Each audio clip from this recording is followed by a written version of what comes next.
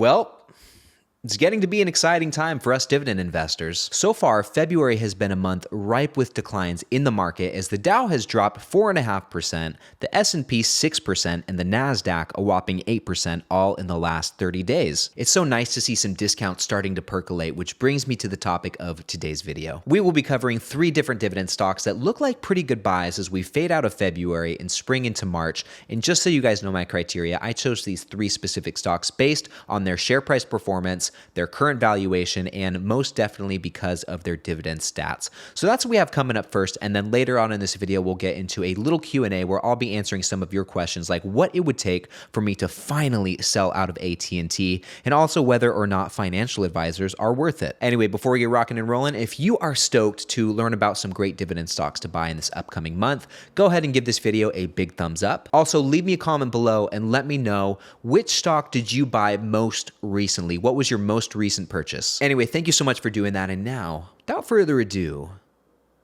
let's get into it.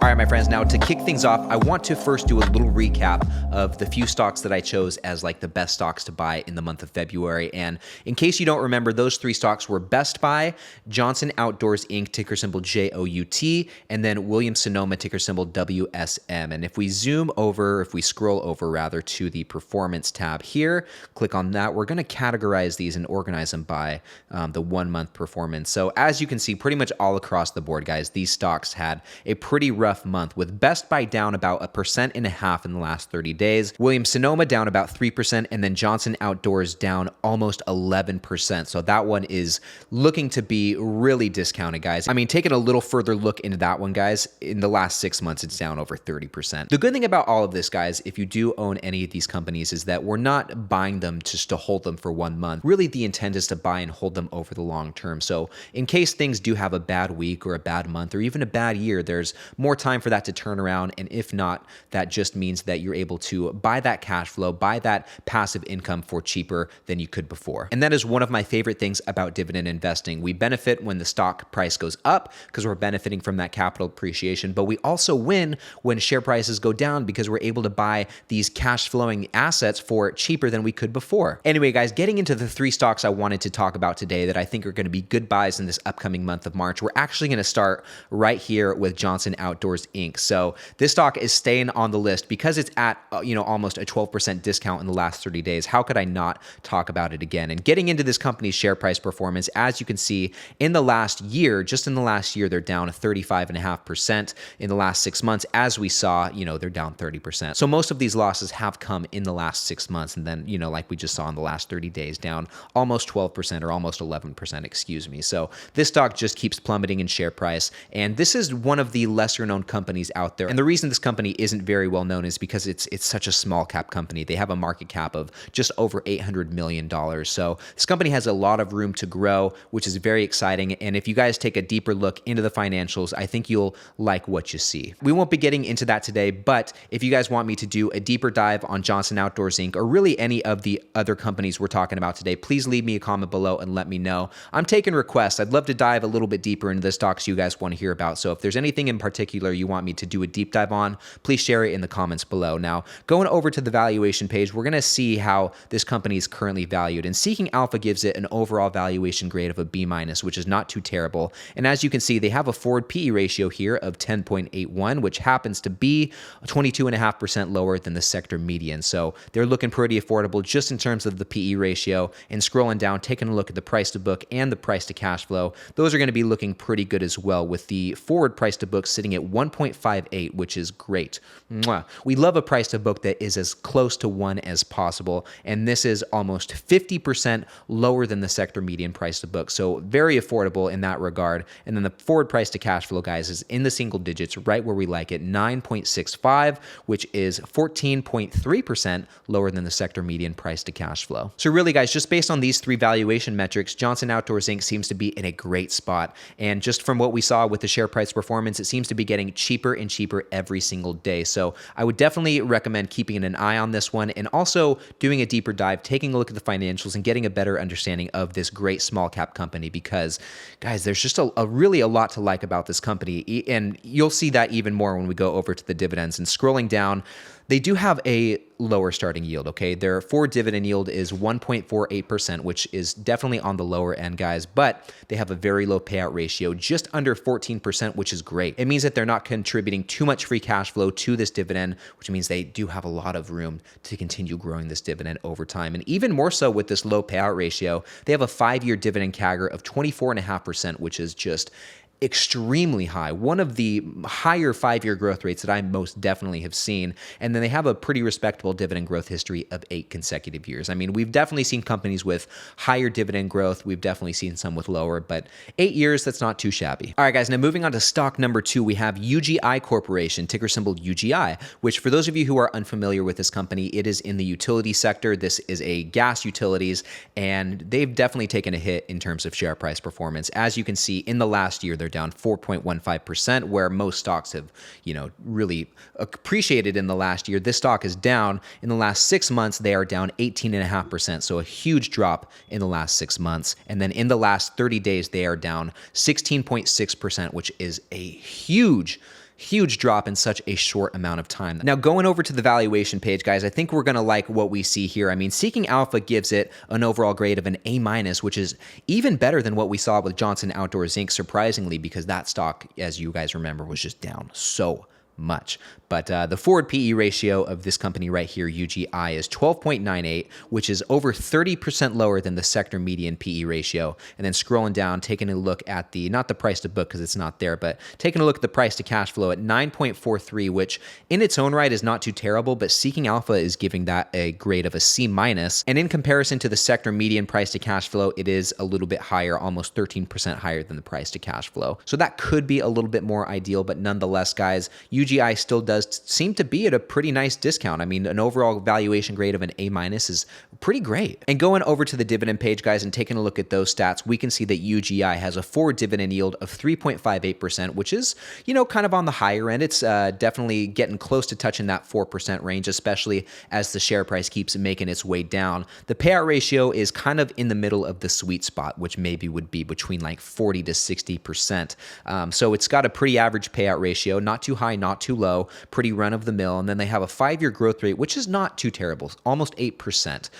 Definitely not anywhere as close to what we saw with Johnson Outdoors Inc., but an near 8% 5-year growth rate is not too bad. And then they have a dividend growth history of 18 consecutive years, which is nice. Really love to see that long history of consecutive dividend growth. All right, guys, now moving on to the third and final stock of the day, we have Stanley Black & Decker, ticker symbol SWK. Now, as far as this company's share price performance, in the last year, they're down 4.5%.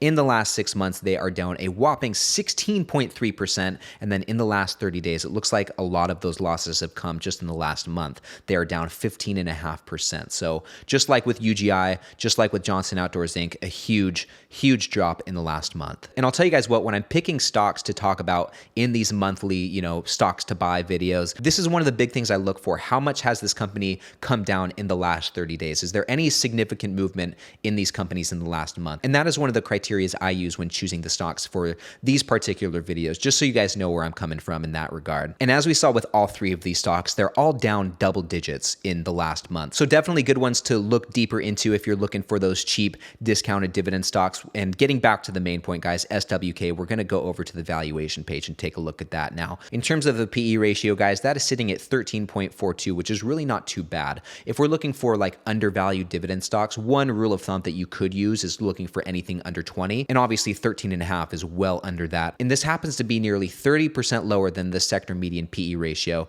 which is great to see. Now, scrolling down, taking a look at the price to book, sitting at 2.79 for the forward price to book, actually is not too terrible. That's a little bit lower than what I was expecting to see, but this is a little bit higher than the sector median price to book, but that's okay, guys. The forward price to cash flow is so great, 7.21, which is nearly 50% lower than the sector median. So in terms of the PE ratio and the price to cash flow, this company is looking to be pretty discounted. The price to book could stand to come down a little bit more. Would love to see that closer to 1.0, but I'm not going to scoff at that, and I'm not going to completely write this company off just because of a little bit higher price to book. Now, jumping over to the dividend scorecard, guys, and scrolling down, we can see that SWK has a forward dividend yield of 1.94, which, like Johnson Outdoors Inc., is on the lower end, okay, below 2%. But with that, guys, the payout ratio is also very low, 26.8%. It does indicate they'll be able to continue growing it as time goes on, and they have a very long history of doing so, which we'll touch on in just a second. But first, the 5-year dividend CAGR of 5.69,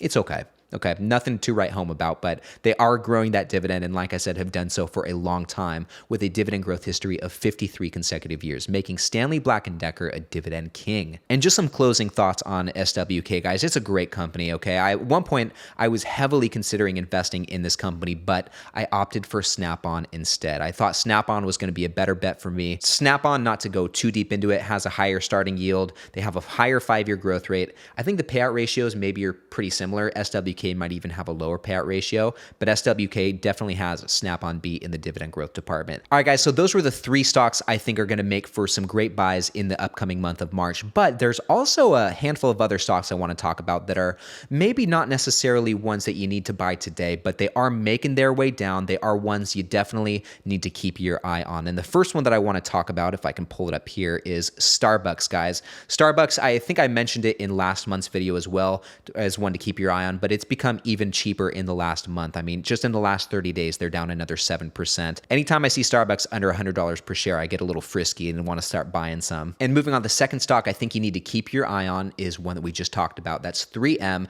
As you can see, they're down almost 17% in the last month, which is obviously a huge drop. And you might be wondering, why didn't I include this in the stocks to buy? Why is it just one to keep your eye on? And I really think 3M will continue dropping, at least in the short term. And because of that, you might just want to keep your eye on it, okay? Because maybe if you just hold out a little bit longer, stay patient, you'll be able to get it not at $149 per share, but maybe at $145 or maybe at $140. At that point too, going over to the dividend page, guys, 3M, oh, it's there today.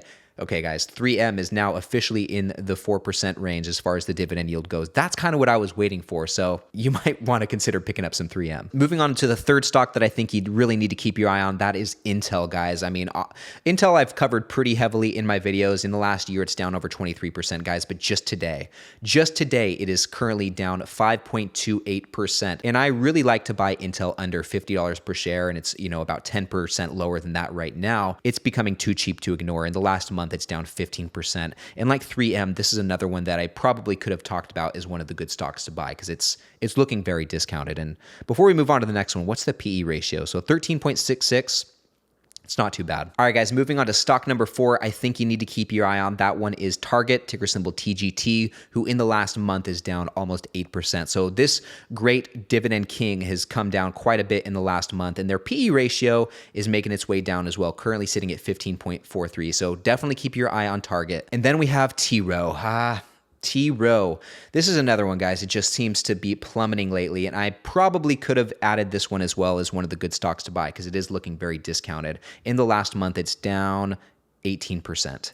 Huge drop. Like I said earlier, guys, there's just a lot of discounts popping up left and right. So it's good to see stock prices coming down and seeing more discounts come onto the table. Now, with that said, guys, we are going to move on and get into the Q&A segment of this video, starting with the first question, which comes from the stock guy, my friend JP, who says, great stuff as always, Ryan.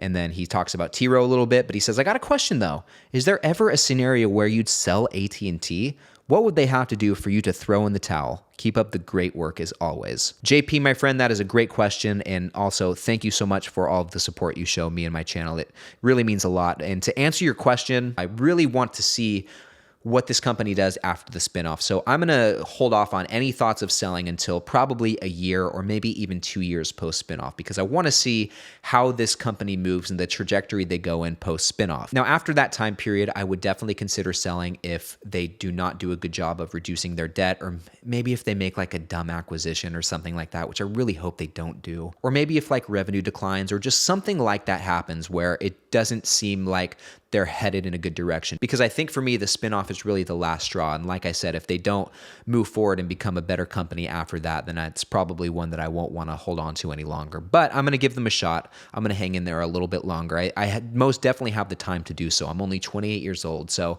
I've got a couple years to let AT&T figure things out. Hopefully that answers your question, man. Thank you again so much for asking. Now moving on to the second question, which comes from my friend Zach in the Discord, who wants to know, how do you feel about financial advisors? Are they worth it? Zach, that is a great question, man. And I think the answer really depends on the type of investor that you are and how hands-on you want to be. It's kind of the same thing as like buying into ETFs, right? I mean, if you don't want to think about the investments, if you don't want to actively manage your portfolio, ETFs are a good way to go. I think the same thing holds true to financial advisors. Anyway, that's my take on the matter, Zach. Hopefully that made sense. And thank you so much for asking again. That was a great question. And with that, guys, I'd be very curious to know, what do you think are some good investments for this upcoming month of March? And if you wouldn't mind doing so, share them with the community in the comments below. I think we'd all love to see what everyone has their eyes on. And speaking of community, I'd like to invite you all to join the Discord by clicking the link in the description of this video. In there, we have a community of over 430 dividend stock investors, and we are sharing our portfolios, exchanging stock ideas, passing along research, and just talking all things dividends. It's a really great supportive group of people, and honestly, it's so invaluable being able to pick each other's brains like this, and I would love it if you'd all consider joining. And with that said, I will now get out of your guys' hair. But thank you so much for watching this video. I really appreciate it. Hope you all have a great day, and I will see you in the next one.